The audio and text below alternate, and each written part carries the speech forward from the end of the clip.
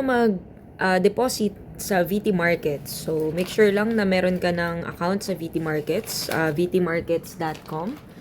And, yun, mag-login ka dito sa portal.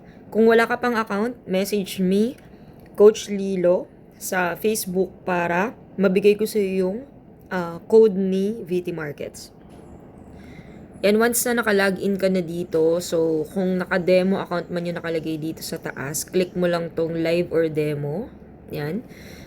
Or click mo lang din yung live account. Yan, click mo lang siya ulit para mag-switch back ka sa live account. And dito, makikita mo yung mga accounts mo. And dito, click mo lang yung deposit.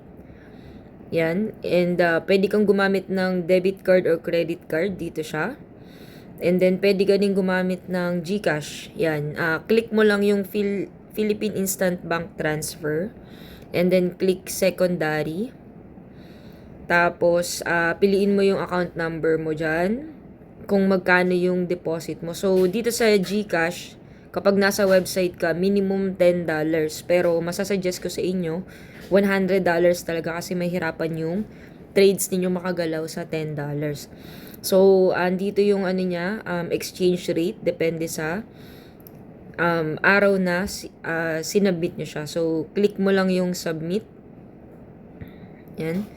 And then, mapipili mo na dito yung e-wallet. Tapos, nandito na yung options mo. Meron kang GCash, Maya, Coins.ph, yan, ShopeePay, GrabPay. So, pag clinic mo si GCash, yan, Pay with Globe GCash, Globe Cash. Yan, makokonek ka na niya sa GCash mo. So, follow mo lang yan, mag-login ka lang, and then automatic na malalagay na siya sa account mo.